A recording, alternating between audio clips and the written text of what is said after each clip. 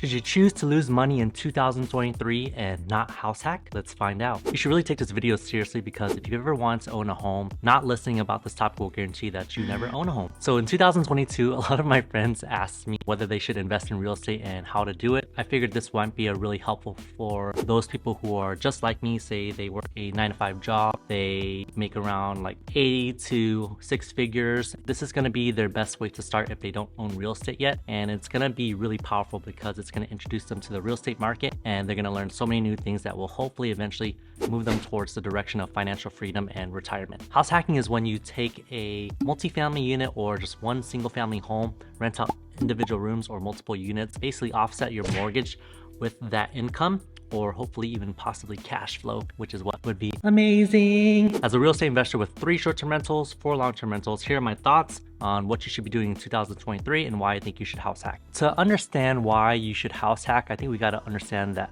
most people, they want to own a home. The alternative to not own a home is either to rent or live with their parents. Here are some downsides of renting. So if you have a landlord and you want to do certain things to the house, it ends up not being very favorable because they end up taking your deposit at the end, obviously. So if you want to make really cool artwork on the wall and the owner doesn't like it when they decide to have you move out, then you're going to have to convert it back to the way it looked, or if the owner is okay with it, then that's fine. As a result, you have a temporary mindset. You don't want to do a lot of things to the house and ruin it because you want to protect that deposit. When you are an owner, you can be like, I love this, I'm going to sell this house as is later, and because I'm doing all this work, you put the value into the home and you can sell it later. Also, there's pet restrictions too. So if you have a landlord who doesn't allow pets, how are you gonna have like Fluffy and Kylo and Asher at your house? You know, it's gonna be so sad. You'll never have your best friend. It's really nice to have a home that's actually owned by you and not having a boss or a landlord telling you what you can do regarding having a pet or what you can do in your life. Also, I hate getting my rent increased on me. So a lot of the times people, they say, oh, renting is better because it ends up being cheaper. But honestly, your mortgage is pretty comparable. And the best part is that you don't actually get rent increased on yourself. And instead, as a house hacker, because you have multiple units and multiple tenants,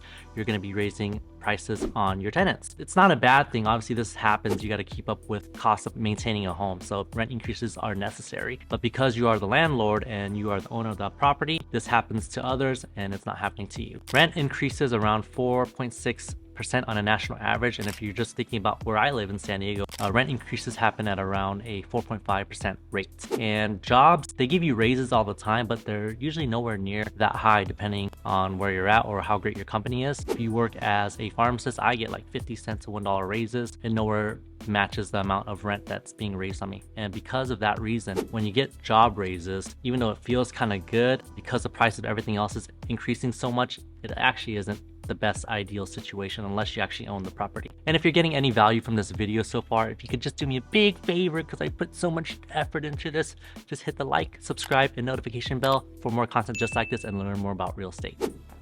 And honestly, rental real estate is such a solid investment, mainly because when you're looking at any investment, the number one goal is to ensure that you have safe return of your money. For example, if you buy a house from 1963 and you sold it today, you would have actually $2,000 extra money. But the biggest thing is if you ever needed the money in between that time period, you could always refinance out of that house or sell it. There was a good chance that during those time periods, your house is going to be worth more than what you bought it for. There's a lot of data to back this up, and if you just look at San Diego as an example, if you bought a house back in 1990, that house was probably around like $200,000 what I've researched, and nowadays if you're looking for a house in the San Diego area, it costs about $860,000 to $900,000 for a detached home, which means in that 30-year period you would have 5 extra money. This is just another example of why real estate is such a solid investment. If you do correct market research and the city that you're buying in is growing, like you see that the city is being business friendly, they are lowering taxes and providing tax incentives for people to bring their business over here, they are building homes, they're expanding their water network, they are expanding their electrical grid, things are just booming, and you see that more people are going into this market versus leaving, there's a good chance that that market is going to boom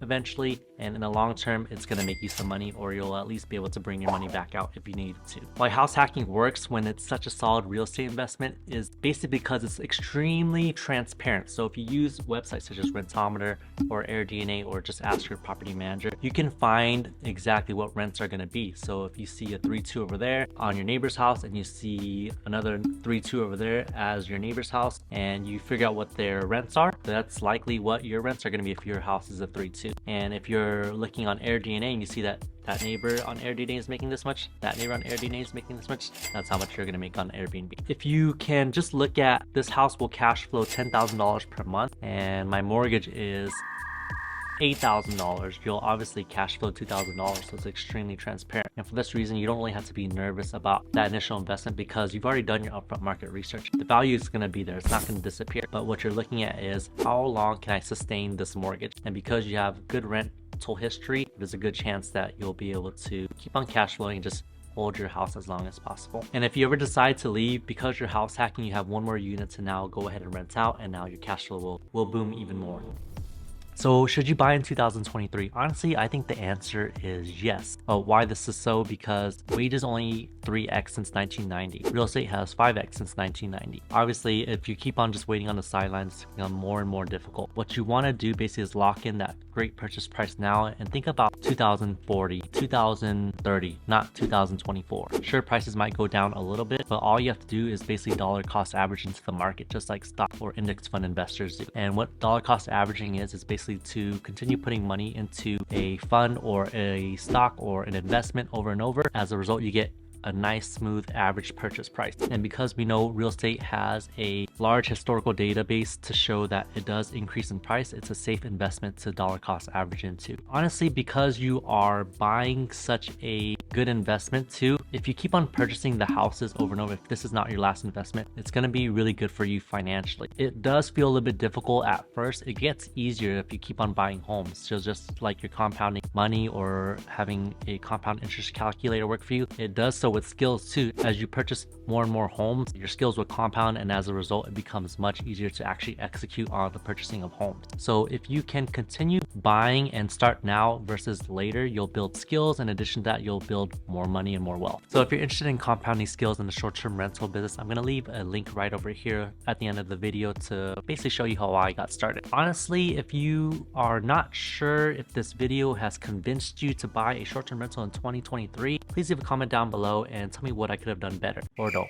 In all seriousness, I do think it's a good idea to consider buying your first house hack this year or next year. Again, for all the reasons I mentioned earlier. And the way to do that is basically just reaching out to a real estate investor-friendly real estate agent. Have a super crystal clear goal. Make sure you tell them that you want to use an FHA loan and you want to put only 3.5% down. You want to make sure you're able to rent out the other units as a short-term rental or a midterm rental or some sort of strategy that's going to make sure that it positively cash flows. Let them know that you want $500 in positive cash flow every month after all expenses are paid. If you can do so, you'll be able to basically cut out a lot of deals that they send you. So say like, here's this really beautiful 3-2, but the only issue is it's not going to cash flow because you have no other units to rent out. Then you can obviously say, nah, that's not what I want. And if you're interested in learning about this topic more on your own or through books, which is what I did when I first started, I'm gonna leave a link down in the description below to some of the books and resources I used. Here's a link to that video, I promise, and have a good day, everyone.